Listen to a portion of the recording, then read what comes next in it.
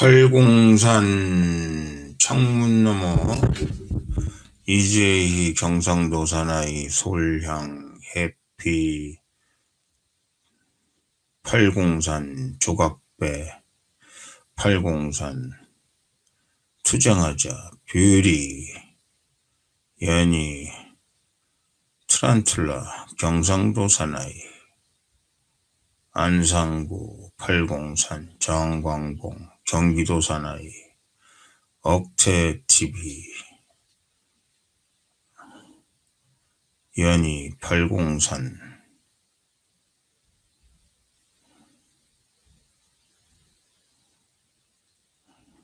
최상희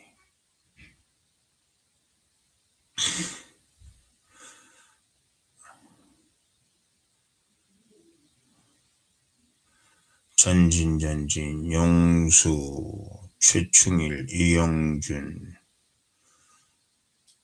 연희 산들바람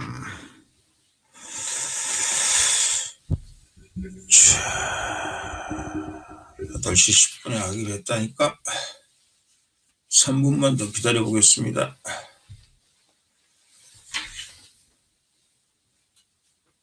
팔공산 최상희 SHK 이용수 샤롯데 최중일 이영준 산들바람 오토비스마르크 연희 경주강 연희 오천님 잘 안 보여요? 경상도 사나이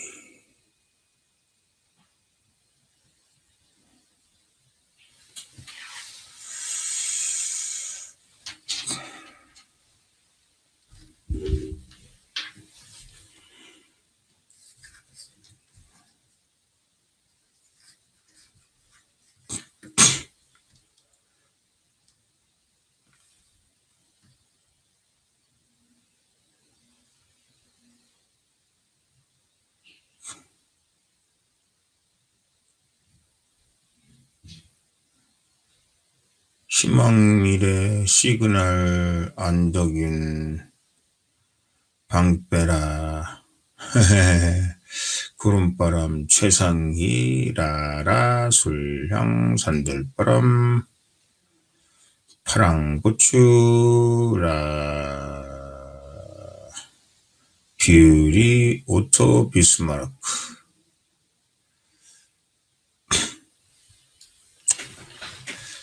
자 뷰리 남광 해피 이승엽 저녁 먹었습니다. 우리 유탁 대표님하고 몇 분 하고 저녁 먹었습니다. 친박신당 상진식이 요 색깔하고 비슷한 것 같아요.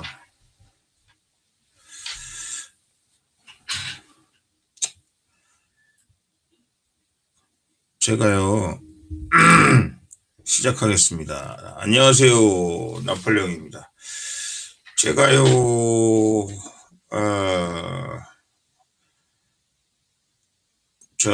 자꾸 저한테 거짓말 한다고 그러는데요.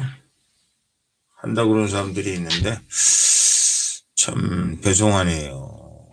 제가 거짓말을 안 하려고 그러는데 저를 거짓말 하게끔 만듭니다. 제가 방송한 것 중에서 여러분에게 약간 수정해야 될 게 있습니다. 전 거짓말 안 하잖아요. 어제 제가 김태환 의원님 말씀드렸죠. 김태환 의원님께서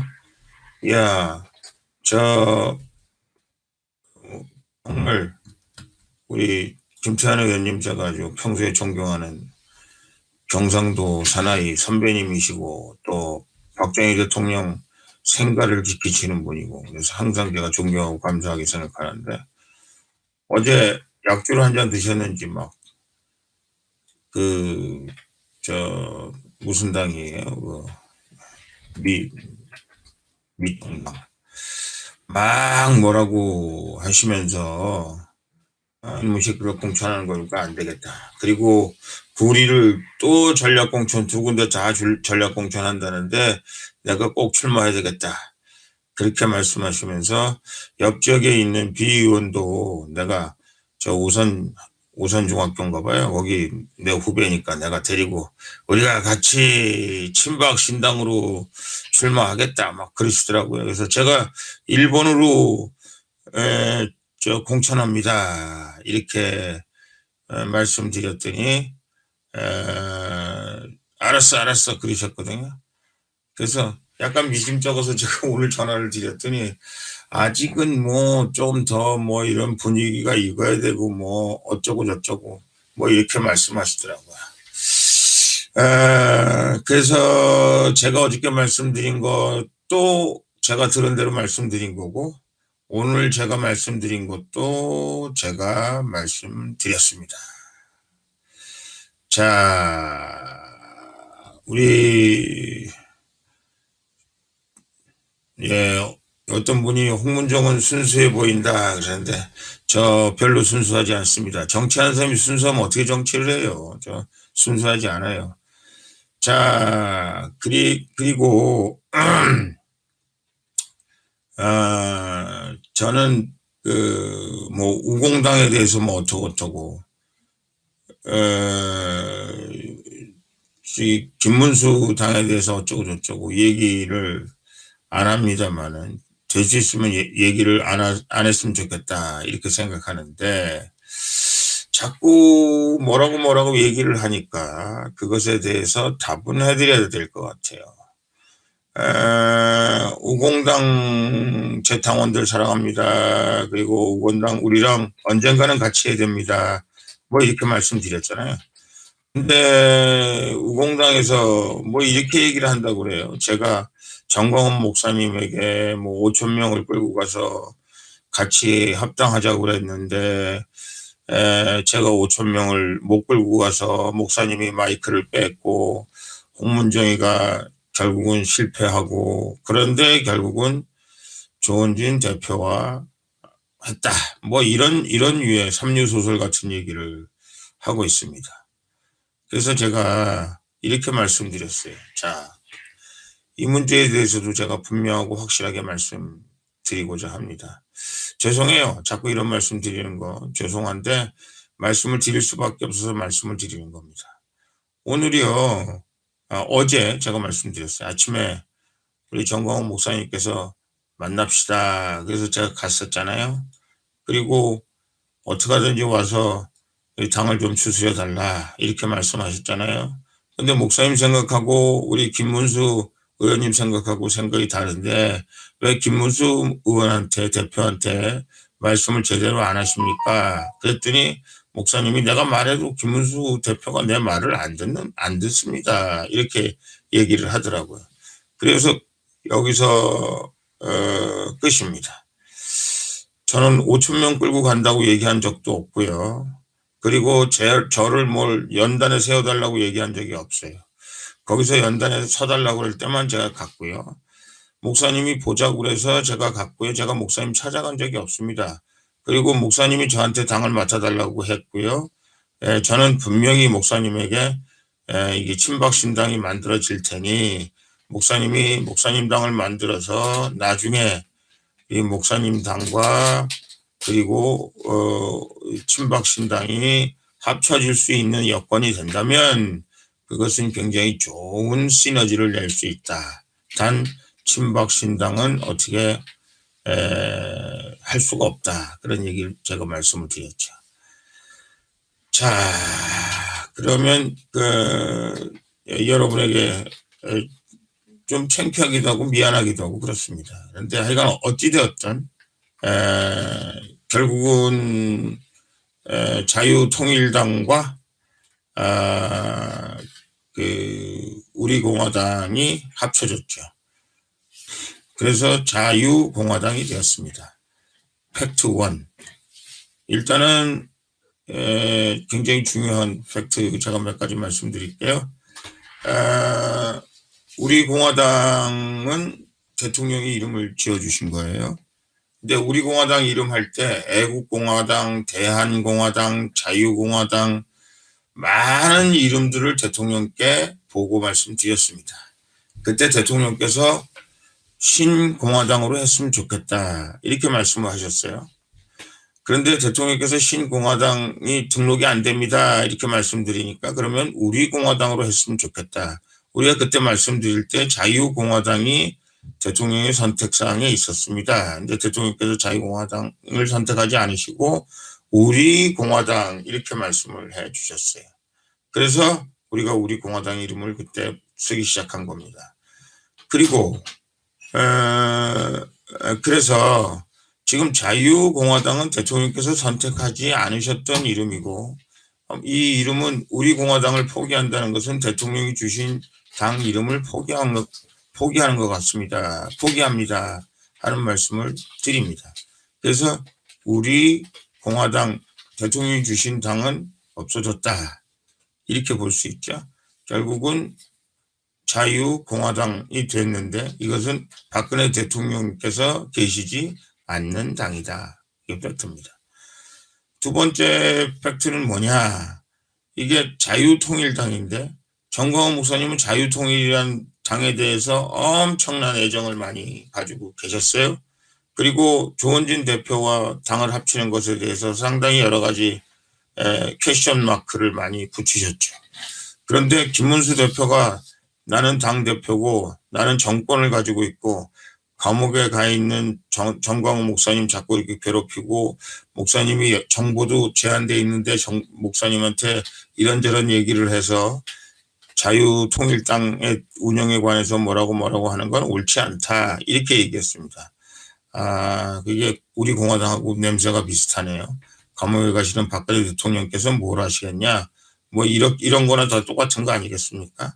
그래서 하여간 어찌되었든 통일 그리고 그 회의하는데 그렇게 얘기했대요. 그 자유통일당의 모든 대권을 내가 가지고 있기 때문에 모든 권한을 내가 가지고 있기 때문에 여러분들이 반대해도 내가 한다면 하는 것이다 이렇게 얘기를 했답니다. 그래서 하여간 자유공화당이 된 거죠.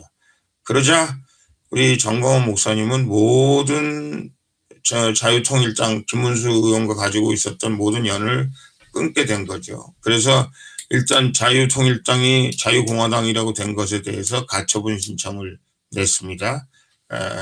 그리고 그 당직자들 정광훈 목사님 측에서 파견했던 모든 당직자들을 다 빼냈어요.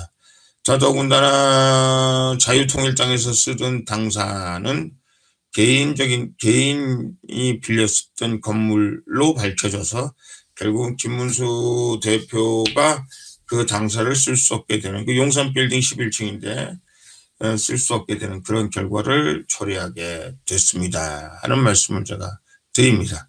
그래서 하여간 어찌되었든 두 당이 됐고요. 두 당이 잘 됐으면 좋겠다. 그런데 하나는 정확하게 말씀하셔야죠. 하나는 조원진 당이고 하나는 김문수 당인데 김문수 당은 지금 껍데기밖에 없는 것 같은 그런 느낌입니다. 뭐 적이 없는 거죠.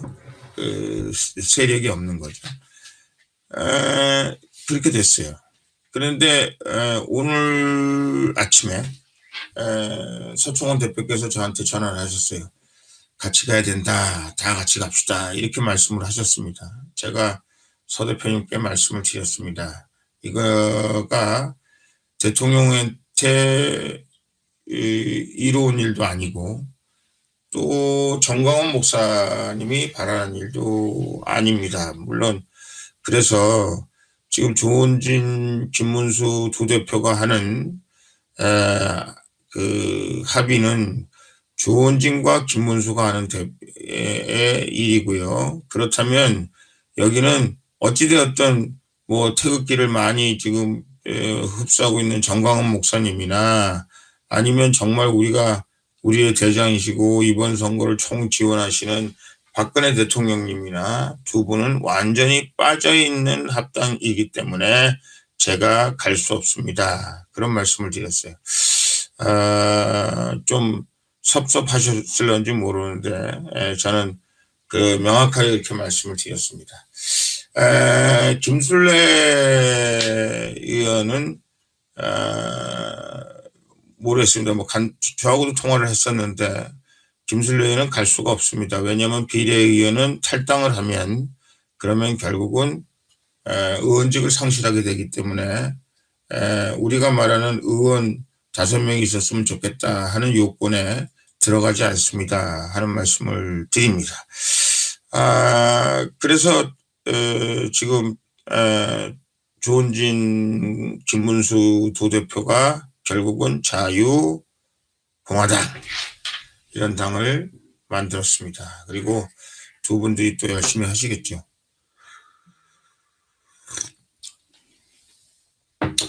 저는 오늘도 위원장, 미통당 위원장 여러분으로부터 전화를 받았습니다. 그리고 그 사람들이 말하기를, 미통당 여러 위원장들이 말하기를, 도저히 미통당은 보수 정당이라고 볼 수가 없다. 보수 정당이라고 볼 수 없는 이유는 거기 사탄파, 탄핵에 찬성한 사람들이 들어와서 주인 노릇하는 꼴도 못 보겠고, 그 다음에 이명박 세력, 탄핵을 조종했던 이명박 대통령 세력이 활기치는 꼴도 못 보겠고, 더 나아가서 그 사람들이 제일 이해가 안 되는 게 하다 못해서 이제는 안철수 세력까지, 그리고 손학규 세력까지, 이찬열 의원은 손학규 세력이죠. 그 다음에 또 안철수 세력은 뭐 이동섭인가 뭐 이런 사람들에게 다 지금 합쳐져 있거든요. 그리고 그분들이 공천을 지금 앞두고 있는데, 그런 것을 볼 때 그 사람들 입장에서는 도저히 이 공천이 잘못된 공천이고 보수 우파의 공천이 아니라 내각제를 위한 공천이고, 더 나아가서 이 공천은 결국은 우리 대한민국을 좌편향하는데 미통당이 이중대 역할을 하는 그런 결과를 초래하게 된다라는 걱정을 하게 됐습니다 하는 말씀을 드립니다. 그래서 하여간 많은 위원장들이 지금 저희 쪽으로 지금 몰려들고 있습니다 하는 말씀을 드립니다. 맞아요. 우리 저희들을 컨택하고 있는 위원장들이 또 다른 무슨 얼터너티브가 있나, 다른 방법이 있나 하고 뭐 여기저기 많이 컨택하고 있는 건 사실이에요. 그래서 제가 말씀드리고 싶은 거는, 우리가 우리한테 연락이 온다고 그래서 뭐라고 얘기 안 합니다. 뭐라고 말씀드릴 수는 없어요. 그러나 중요한 거는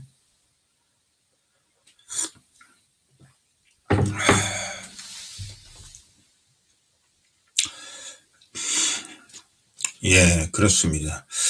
제가 두 가지만 말씀드릴게요. 내가 언제 남이당을 비난했나요? 저 남이당 비난한 적이 없습니다.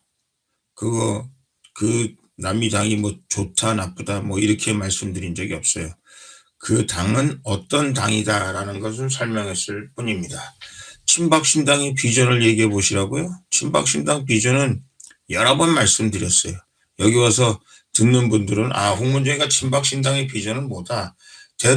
박근혜 대통령의 통치 철학을 이어간다는 거였어요. 그리고 박정희 대통령의 산업화, 그리고 산업화를 통한 민주화, 박정희 대통령의 반공정신, 그거 이어간다는 거였어요. 이승만 대통령의 자유민주주의와 시장경제, 한미동맹을 바탕으로 한 건국정신, 이거 이어간다는 거였어요. 이 얘기를 수십 번 뒤에 박히게 했는데 무슨 소리를 하고 있는 거예요. 뭘 제가 얘기를 안 하고 있다라고 말씀하시면 그거는 굉장히 잘못된 것입니다 하는 말씀을 드립니다. 그래서 제가 우공당 당원들 제가 존경한다고 말씀드렸고요. 또 목사님 같이 태극기 들고 있는 사람들 존경한다는 말씀을 드렸어요. 근데 지금 이 두 당이 어떤 당입니다라는 걸 말씀드린 거죠. 이거는 김문수 당이고 이거는 조은진 당이다. 그 말씀드린 게 뭐 잘못된 건가요? 제가 욕한 건가요? 저 욕하지 않았습니다. 자, 그래서 이제 이 시대에 말이죠. 4.15 총선에 결국은 어떻게 되느냐. 더불어민주당과 결국은 죄송합니다마는 그 미통당이 결국은 1중대, 2중대 역할을 하는 거죠. 미통당이 더불어민주당 2중대 역할을 하는 거예요. 그래서 내가 보니까 지금 자꾸 더불어민주당에서 정의당이나 이런데 미운 짓을 서슴지 않고 하는 이유 중에 하나는 든든한 이중대가 생겼기 때문에 그렇다라는 말씀을 드립니다. 여러분 생각을 해보세요. 지금 이른바 바른당 또 뭐 예를 들면 좀 미안합니다. 뭐 오신환이 됐건 하태경이 됐건 이 바른정당에서 오신 분들이 결국은 지금까지 대한민국에 뭐 예를 들어서 공수처 통과하는데도 혁혁한 공을 세운 사람들이고 2000년씩은 다 저쪽에서 뭐 공수처는 물론이고 연동형 비례대표제 이거 통과시켰고 더 나아가서 오늘날 대한민국의 상황을 그분들이 만들었다 이 말이에요. 그랬는데 그 사람들이 사과 한마디 안 하고 그동안 열심히 대통령 탄핵하고 열심히 미통당 죽어라 하던 사람들을 아무 사과 한마디 없이 도대체 무슨 퀄리피케이션을 가지고 그 사람들이 들어오는지 모르겠습니다만 다 공천, 지역구 공천 것도 우선 공천 주고 그리고 더 나아가서는 그 사람들이 우선 공천 주기 때문에 우리가 오랫동안 보수 우파를 지켰던 많은 사람들을 위원장들, 국회의원들을 다 내쫓는 결과를 초래했다. 물론 이른바 친박 탄핵을 반대했던 사람들도 좀 살아남긴 했습니다만은 그 사람들은 숨소리 하나 제대로 못 쉬고 지금 숨어 있다 이런 얘기입니다. 사실 제가 굉장히 죄송합니다만은 정우택 의원 같은 경우도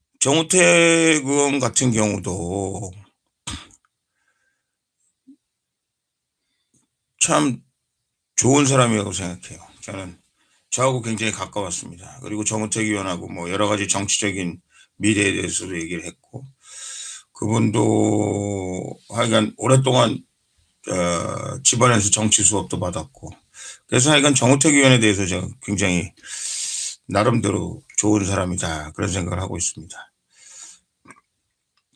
그래서 제가 그 정우택 의원한테 그 얘기를 했었어요 옛날부터. 하여간 어쨌든 우리가 정치적으로 하여간 최선을 다해서 우리 그래도 정우택 의원님 아버님이 옛날에 그 신민당인가요? 어디 당수도 했었고 뭐 장군도 했었고 뭐 그랬죠. 장관도 했었고 뭐 그런 걸로 알고 있습니다. 그리고 정우택 의원도 도지사도 하고 뭐 그랬었는데 장관도 하고 그랬죠. 그래서 하여간 어찌되었든 그 정우택 의원이 뭐 물론 다 공과가 있습니다. 그 사람 뭐 솔직히 말씀드려서 비대위원장 뭐 거기까지 얘기하면 참 그렇죠. 그 비대위원장을 뭐 어떻게 해가지고 참 반성해야 될 사람이다 그러는데 하여간 기본적으로는 그렇게 정운갑 씨 아들이 맞습니다. 기본적으로는 그렇게 많이 나쁜 사람은 아니다 그런 생각이 제가 들어요. 그리고 정치적으로도 하여간 식견도 있고 나름대로 열심히 하려고 그러고 뭐 그랬던 사람이라고 생각을 합니다. 그래서 제가 이렇게 했어요. 정우택 의원이 하여간 어쨌든 앞으로 결실을 잘 맺자 이렇게 생각했는데 그래서 그랬는데 이분 갑자기 공천을 흥덕이라는 데로 보냈다고 그래요. 근데 흥덕이라는 데가 저는 사무총장에서 잘 알지만 굉장히 돌짝밭 같은 데죠. 보수로 보면. 저는 갑자기 그런 생각이 났어요. 옛날에 황우여 의원님 생각이 났습니다. 황우여 의원님이 무슨 일이셨냐. 그래도 정우택 의원님은 최소한 탄핵하신 분은 아니잖아요. 탄핵에 반대하신 분이잖아요. 어찌되었든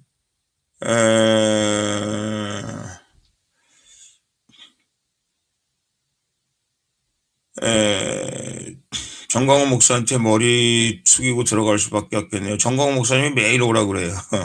그리고 정광훈 목사님은 저기 자유통일당을 버렸다니까요. 앞에 제가 방송할 때 뭘 보셨어요. 그래서 지금 가처분, 정광훈 목사님은 가처분 신청을 했어요. 클레이턴 마차도 씨. 그러니까 제 말을 잘 들으세요. 자, 그래서 황우여 대표 생각이 났습니다. 황우여 대표가 그 인천에서 그 뭐 부총리도 지내고 당 대표도 지내고 뭐 대단한 사람 아니에요. 근데 결국은 자 인천에서 제일 나쁜 어디죠? 거기를 어디라고 하더라? 거기 위원장을 거기로 딱 선거 요 정도는 이겨놓고 보냈잖아요. 그래서 그냥 결국은 그분이 낙선하고 말았고 또 그 황우여 대표님이 공들여서 키우던 민현주는 민경욱한테 공천을 뺏기고 뭐 이런 거였잖아요. 그래서 결국은 황우여 대표가 이제 정치를 접고 말았는데 정우택 대표는 아마 거기서 흥덕에서 싸움할 수 있는 우리 미통당 후보로 봐서는 아마 제일 센 사람이 아닐까 그런 생각이 드는데 혹시 정우택 대표를 거기에서 정치를 마감하게 결국 저 전사해라 뭐 이런 의미에서 거기 보냈다 그러면 저는 참 나쁜 사람들이다 이렇게 생각을 합니다. 그거는 오히려 공천을 주지 않고 전쟁에 출마하지 않게 하는 출마를 안 하고 오히려 그냥 전국 돌아다니면서 선거를 좀 지휘하고 도와주고 하게 하는 것보다도 더 나쁜 정치적인 그 당의 정치적인 결정이다. 저는 그렇게 생각을 합니다. 그래서 제가 생각하기에 여러분에게 분명히 확실하고 분명하고 그리고 자세하게 말씀드립니다. 이 공천도 제가 보기에는 굉장히 문제가 있는 공천 아닌가 그런 생각이 들어요. 또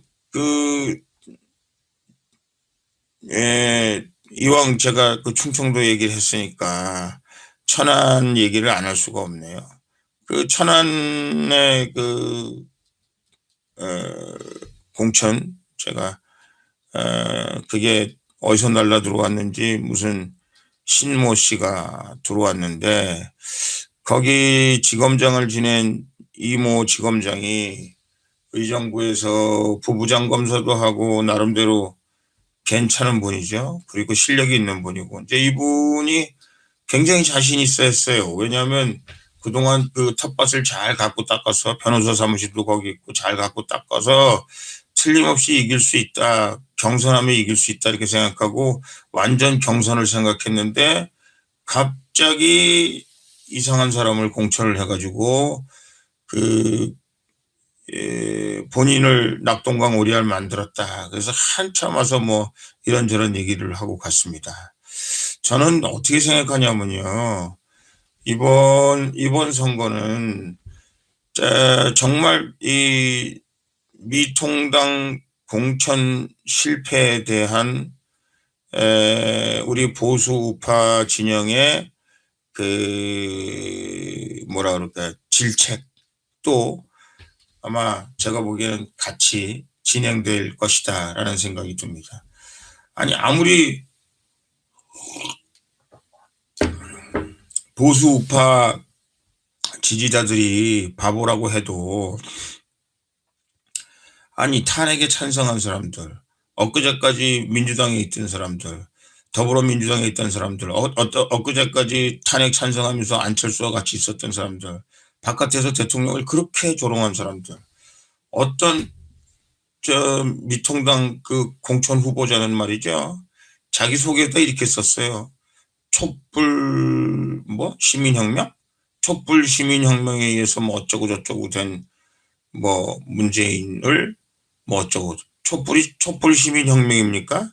그래서 미통당 후보자가 그런 얘기를 써야 될 정도면 그 사람이 정말 미통당 후보로서 정말 보수 우파냐 이거부터 점검을 해봐야죠. 이런 오가지 잡탕 사람들, 그리고 결국은 제가 보기엔 뭐 이런 소리까지 들려요. 이게 김영호라는 사람이 대통령에 출마하기 위해서 자기 세력을 꼽는 중이다. 뭐 이런 소문까지 들리고요. 수도권은 오세훈이가 공천한 거나 마찬가지다. 오세훈 세력들이 바른당에서 온 오세훈 세력들이 막 그 위력을 떨치면서 결국은 이른바 우리가 말하는 보수 우파의 세력이 많이 퇴색되고 있다. 여러분 아시다시피 오세훈이라는 분은 뭐 사람 좋은 사람이죠. 그러나 민변 출신이잖아요. 그리고 사실 보수 우파의 몰락의 단초가 됐던 사람 중에 한 사람이 제가 보기에는 오세훈 시장이라고 생각하고요. 저는 그분이 보수 우파를 대변해서 뭘 어떻게 선거를 한다든지 하는 거는 저는 틀렸다 이렇게 생각하는 사람입니다. 그래서 제가 여러분에게 뭐라고 말씀드리고 싶으냐면요. 이렇게 공천을 엉망개판으로 하면 우리 보수우파가 가만히 안 있는다 이런 얘기죠. 제가 말씀드리는 것은 지금 보수우파라고 남아있는 거는 그나마 친박 신당밖에 남아있는 것이 아니다. 예. 우리 공화당하고 뭐 해서 저기 뭐 자유공화당 거기 제가 보기에는 미통당보다는 좀 날른지 모르겠어요. 그러나 거기도 김문수 대표가 과연 탄핵 때 뭘 어떻게 했는가. 그 이후에 태도가 좀 변하긴 했습니다만은 그런 문제들에 대해서. 그리고 이분들은 박근혜 대통령에게는 관심이 없는 사람들이잖아요. 그래서 만약에 이분들이 무슨, 뭐 그럴 리도 없지만 뭐가 된다 그러면 박근혜 대통령 아무 생각하지 않을 사람들이거든요.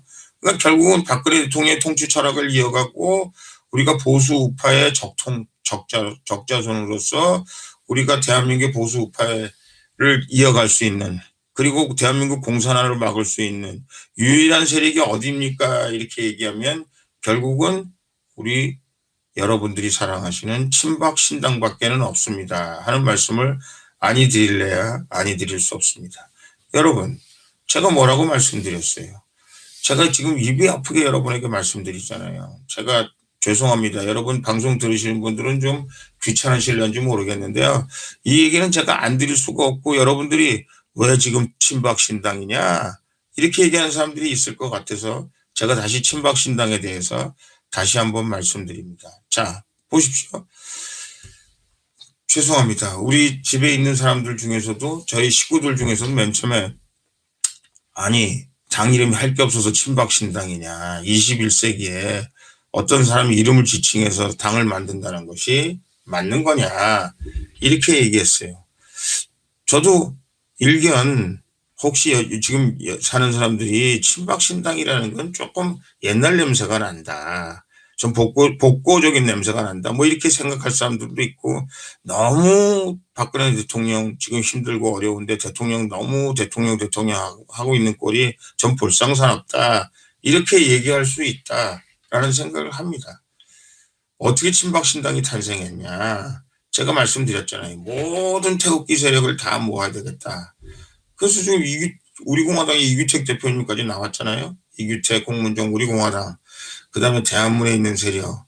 그 다음에 일파만파, 정광훈 목사님. 여기 다 태극기 세력을 다 합쳐야 되겠다. 그리고 이 태극기 세력을 다 합치기 위해서 우리가 기본적으로 거기 있는 그 세 사람들이 다 동의할 수 있는 컨셉이 뭔가. 그랬더니 자유민주공화였어요. 그래서 우리가 자유민주공화연대다. 이렇게 우리가 이름을 지었습니다. 예. 그래서 자유민주공화와 평화통일 뭐 이런 것들이 우리 기본 컨셉이었죠. 그렇게 얘기를 쳤어요. 그래서 우리가 그런 이름으로 당을 시작해야 될 것 같습니다. 이렇게 얘기를 했더니 기자들이 그게 바로 친박신당이네 이렇게 얘기를 하더라고요. 그 친박신당이라는 건 뭐냐면 대통령께서 바로 그런 기조로 나라를 운영을 했었다. 예? 계속 말씀드립니다. 북한에 있는 2,500만 우리 동포들을 해방했잖아요. 자유민주주의와 시장경제를 바탕으로 한 평화통일. 그것이 대통령이 탄핵되는데 가장 큰 이유 중에 하나다. 그래서 김정은이서부터 시작해서 여기 자생 빨갱이 세력들 70년 동안 암약하던 자생 빨갱이 세력들 중국의 공산당 세력들 해커들까지 다 합쳐서 결국은 대통령을 촛불 쿠데타로 탄핵을 했는데 그 모든 세력들이 가장 크게 분노를 느낀 것이 그 2,500만 북한 주민들에 대한 자유, 민주주의, 시장경제, 한미동맹을 바탕으로 한 평화통일 이것이었다는 거죠. 그래서 다 해방한 거 아니에요. 저는 그거 정말 엄청난 쾌거라고 생각합니다. 대통령께서 만약에 탄핵이 되지 않으시고 그걸 했다면 저는 38선이 DMZ가 무너졌을 수도 있겠다. 그런 생각이 들어요. 동서독 통일되듯이 우리가 아무 피 흘리지 않고 통일할 수 있었지 않았을까라는 생각을 제가 합니다. 지금만 생각해도 막 온몸에 막 전율이 생기는데 우리가 그걸 실현해 드리지 못해서. 근데 사실은 우리 대통령도 그렇고 저도 그렇고 우리 남한에 있는 토착발갱이들 얘네들을 너무 무시한 거죠. 그리고 북한, 중국에 지금 차이나머니가 중국에 들어와가지고 지금 그 공산당 지금 난리가 아니에요. 이따가 이제 무한폐렴에 대해서도 제가 무한폐렴에 대해 말씀드릴 때 다시 말씀드리겠습니다만 상황이 그런 겁니다. 그래서 결국은 우리나라가 대통령께서 탄핵된 이 가장 큰 이유 중에 하나가 그거죠. 또 대통령이 왜 탄핵이 됐습니까? 대통령 탄핵된 게 제가 계속 말씀드리잖아요. 여러분 암기하세요. 민노총 정교조를 불법 노조화했다라는 거죠. 암적인 존재죠. 네? 저는 모든 민노총을 얘기를 하는 건 아닙니다. 그러나 강성 민노총, 민노총의 많은 사람들이 이용당하겠죠. 수백억의 돈을 가지고. 제가 미국의 이코노미스트들이 한국을 평가하면서 현대자동차가 기적 같다는 거예요. 저런 강성 노조를 가지고 어떻게 현대자동차가 운영되는지 알래야 할 수가 없다는 거예요.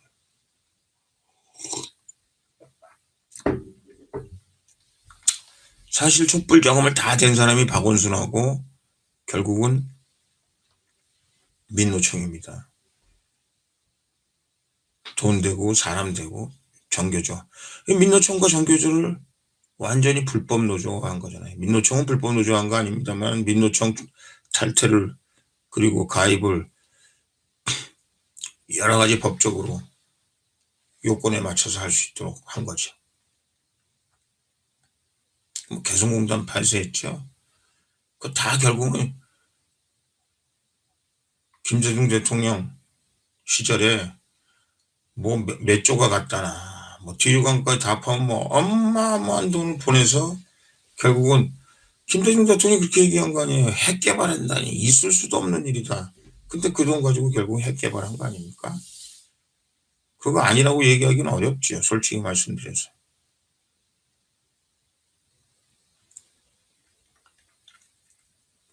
그런 사실들, 개성공단 폐쇄하고 금강산 폐쇄하고 이런 것들이 다 대통령이 탄핵되는데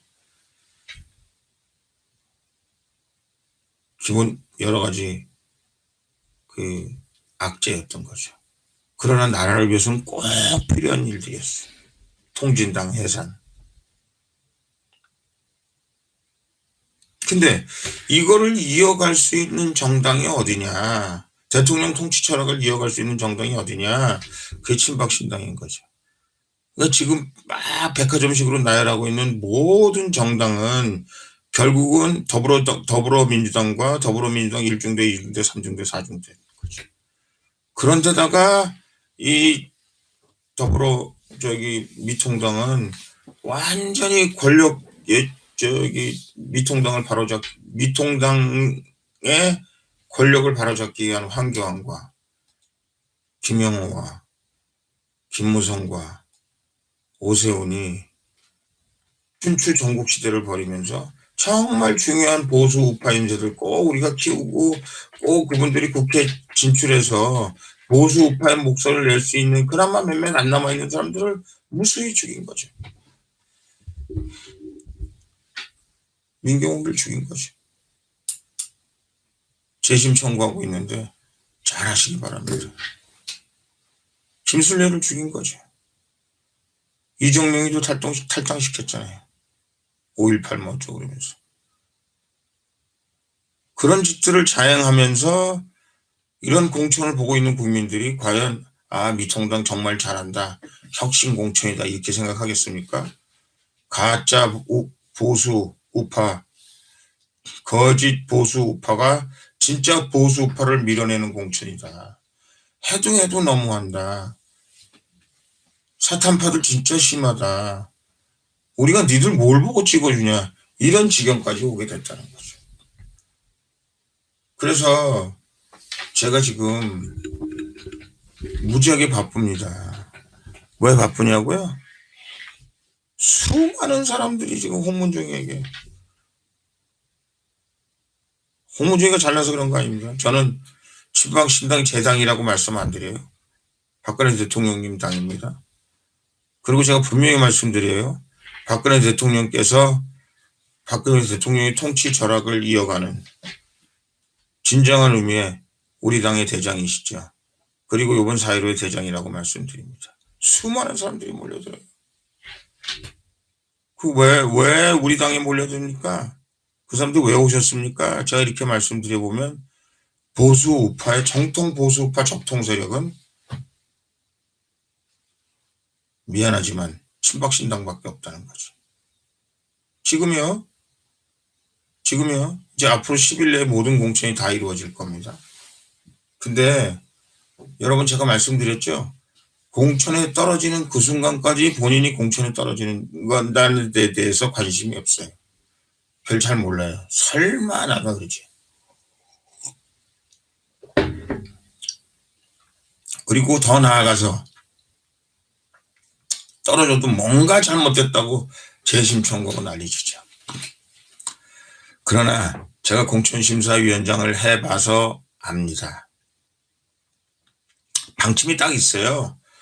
이번에 근데 당에서 무슨 방침을 가지고 공천하는 걸 여러분 나쁘다고 생각하면 안 됩니다.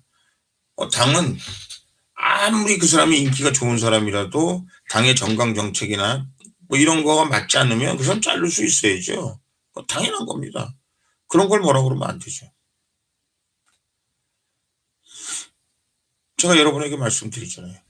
당의 정강 정책, 또 당에 나아갈 방향, 이런데 도움이 되지 않는 사람을 아무리 인기가 좋다고 우리가 공천할 수가 없기 때문에 당은 공천하는 데 있어서 우리가 무조건 당선 가능성이 1등이냐? 전 그렇지 않다고 봐요.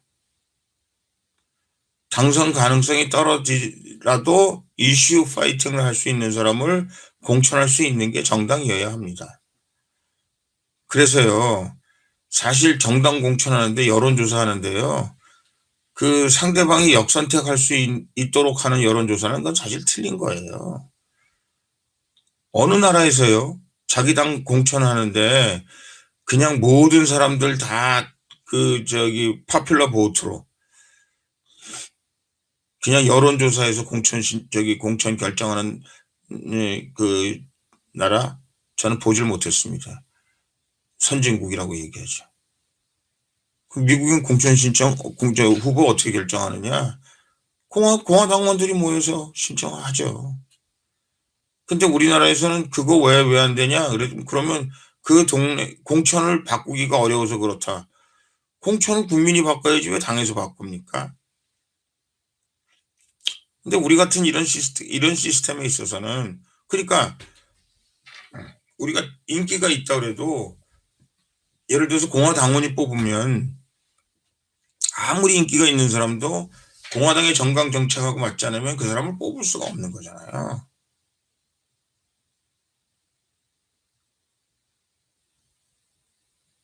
그래서 제가 말씀드리는 겁니다.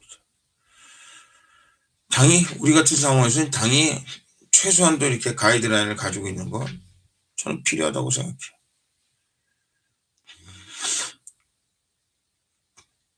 제가 공천 마지막 등록할 때까지 후보자를 바꿔보기도 했고요. 제가 경기도에서 수백 명을 공천 줘보기도 하고, 공천심사위원장으로, 사무총장으로 별별 공천을 다 했죠. 제가 말씀드리는 거는 만약에 재심 청구해서 받아들여지잖아요. 아주 특별한 경우를 그럼 재심 공천을 받아들일 수가 없어요. 그러면 한 번 받아들이기 시작하면 그 공천을 다 무효화해야 되기 때문에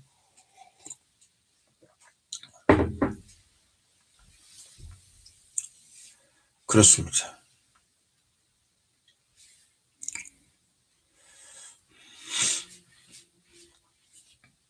그럴 수밖에 없는 거죠. 그래서 어떤 아젠다를 가지고 공천해요. 그래서 제가 홍준표라는 사람이 저한테 감사해야 된다. 그런 얘기를 제가 했어요. 예. 그때 당에서 제가 사무총장인데 공천심사위원장인데 홍준표라는 사람은 아예 당 후보로서 들어오지도 못하게 해라. 그 다음에 뭐 그 당시만 해도 홍준표가 해당 행위한 것도 많고요. 또 그분은 이제 워낙 잘난 분이니까 그랬어요. 그런데 그때 지금 국회의원 하시는 상대방 후보도 아유 들어오게 놔두세요. 경선에도 이길 자신 있습니다. 이렇게 얘기했고요. 또 제가 생각하기에 만약에 그렇다면 경선에서 그만두게 하는 게 낫겠다 생각해서 내가 홍준표를 경선에 들어가는 걸 막질 않았어요. 근데 의외의 결과가 나왔죠. 홍준표가 이겼죠. 그래서 경남지사를 공식에 한 거죠. 이번에 떨어졌다 그러더라고요. 떨어질 수밖에 없죠. 왜냐하면 다음 미통당에서 다음에 권력 투쟁하는데 또 다른 귀찮은 존재 홍준표를 넣어줄 생각이 없는 거죠. 의미가 없는 거죠. 김태호, 홍준표 다 떨어졌다고 그러는데 맞는지 모르겠습니다.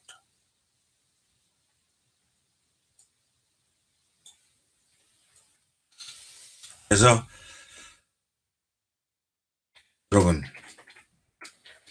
친박신당이 보수파의 정통을 잇는 당입니다. 지금 여기 보니까 862명이 들어왔네요.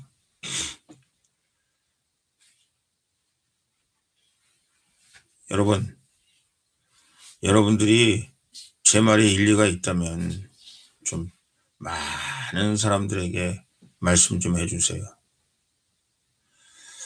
많은 사람들에게 해주세요. 그래서 정말 여러분, 친박신당이 이번 4.15 총선에서 의미 있는 숫자를 우리가 가져야 합니다. 그래야 우리 보수가 이기더라도 이 보수를 건강하게 할 수 있어요. 그리고 진짜 보수답게 할 수 있어요. 제가 보기에 지금 저쪽에서 움직이고 있는 미통당에서 움직이고 있는 사람들 우리가 건강하게 할 수 있어요.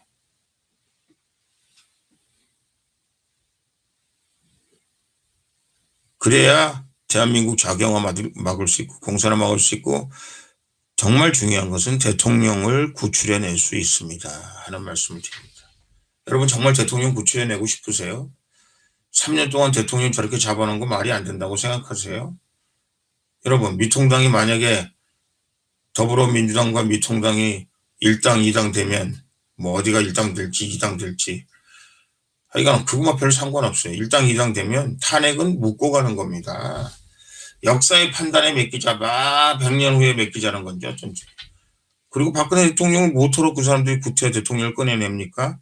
미통당에 있는 사람들은 대통령이 있으면 구차는데요. 그래서 안 꺼내내죠. 그런 결과를 초래하게 되는 겁니다. 대통령을 위해서도. 대한민국 헌정 질서 회복을 위해서도 꼭 이번에는 친박신당이 되는 것이다 라는 말씀을 드립니다.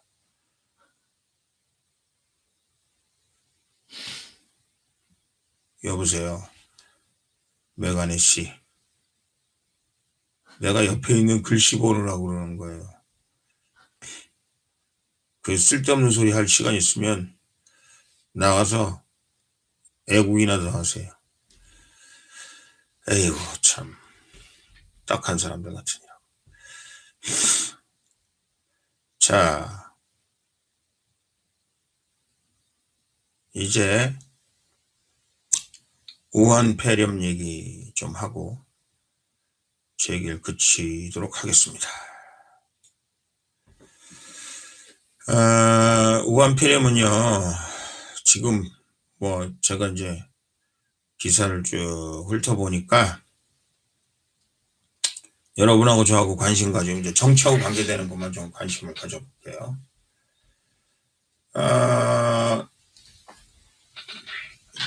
제가 좀 간단하게 한번 얘기를 해볼까요? 지금 이탈리아에 중국의 청하한가 뭐 누구가 갔는데 같이 간 수행원 2사람이 우한 폐렴에 걸렸다 이렇게 돼 있잖아요. 유럽에서 지금 우한 폐렴이 제일 많이 걸린 나라가 어디냐? 이탈리아입니다. 그죠? 아시아에서는 어딘가요? 대한민국입니다. 또 저기 뭐 탄탄자를 시작해서 북한은 뭐 제가 보기에 워낙 숫자를 안 가르쳐 주니까 또 조금 더 심하게 얘기하면 의료기술이 그거를 발견할 수 있는 의료기술 우리 뭐 17만 원인가 뭐 16만 원인가 그러는데 북한에서 뭐 그거 하겠어요. 뭐 그래서 아마 뭐 통계가 안 나오는데 하여간 지금 상황이 그렇습니다. 좀 죄송해요. 지나치게 심플리파이를 해서 좀 죄송한데 이게 중국의 영향권 하에 들어가 있는 나라들이 우한 폐렴에 많이 걸려 있다. 우리나라는 이제 거의 우한 폐렴의 슈퍼 전파자 거의 진원지 비슷하게 지금 돼 있어요. 80% 80여 개국에서 지금 대한민국을 안 받고 있다는 거 아니겠어요? 이탈리아가 유럽에서는 제일 많죠. 근데 중국하고 관계가 제일 좋다는 거 아니겠어요? 중국하고 뭐 많은 이런 관계를 가지고 있다는 거 아니겠어요? 그래서 제가 여러분에게 말씀드리는 거예요.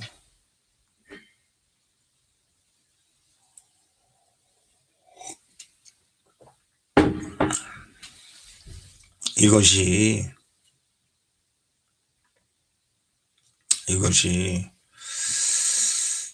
우리가 신중 세력이나 공산주의 세력이나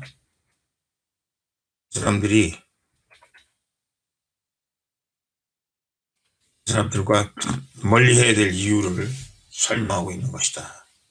저는 그렇게 생각합니다. 자, 89개에서 우리를 거부하기 시작하면요. 우리는 어떻게 해요? 결국은 우리는 수출로 먹고 사는 나라잖아요. 중국이나 일본은요. 중국은 자기네 나라가 세계 인구의 뭐 5분의 1이에요. 6분의 1이에요. 엄청나잖아요.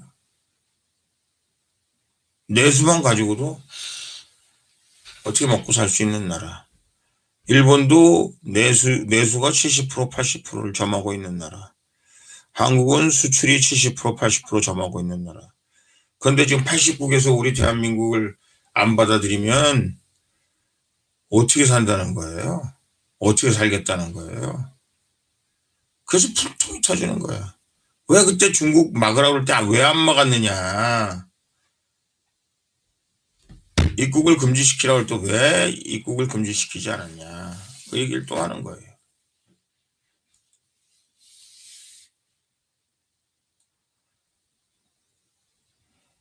이 정부 우한 폐렴에 대해서 이제 제가 어제도 잠깐 말씀드렸는데 세월호는 어쩔 수 없는 상황에서 대통령께서 박근혜 대통령께서 그 어쩔 수 없는 상황이었음에도 불구하고 대통령이 무슨 그 선장도 아니었고 그 배보로 사고 나라고 그러지 않았고 그런 대통령께서 탄핵되는 단초가 세월호였다면 이 지금 우한 폐렴으로 문재인은 어떻게 돼야 되냐? 뭐, 정말 끔찍한 형에 처해야 된다. 뭐 이런 얘기까지 나온다는 거죠. 왜? 이거는 의사들 말도 안 들었고, 국경 폐쇄를 했으면 가능성이 있었고, 여러 가지로 우리가 미리미리 준비했으면, 미리미리, 그리고 우리 대한민국 사람들을 빨리 초반에 소개하고 했으면, 우리가 이렇게까지 안 될 텐데, 라는 얘기, 사람들이 합니다. 여기 또 얄미운 사람이 하나 있어요. 진중권 씨.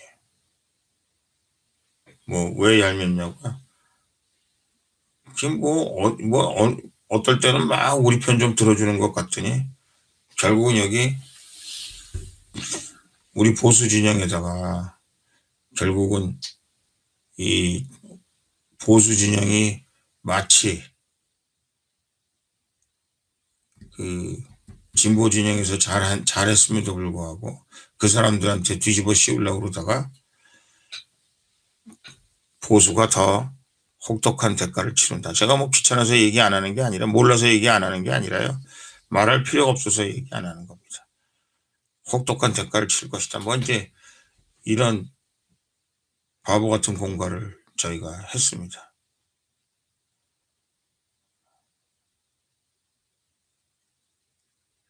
예. 마스크 하려고 살라고 3시간씩 줄을 서 있어야 된다. 이 뭘 의미하는 거예요, 도대체? 큰일 날 일입니다. 큰일 날 일. 정말 우리 대한민국의 큰 재앙이고요. 이거는 문재인 정권이 100% 책임을 져야 됩니다. 그렇지 않으면 뭐 100% 책임진다는 게 지금서부터라도 철저하게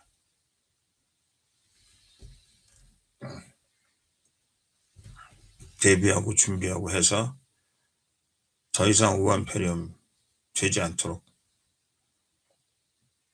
우한폐렴이 퍼져나가지 않도록 그 무서움에 공포에서 우리를 좀 해방시켜달라 하는 말씀을 제가 드립니다. 자, 제가 이제 될 수 있으면 1시간 정도 하려고 그러는데요. 아시다시피 지금 우리 아까 8시 10분서부터 시작을 했는데 중간에 갑자기 마이크가 꺼져가지고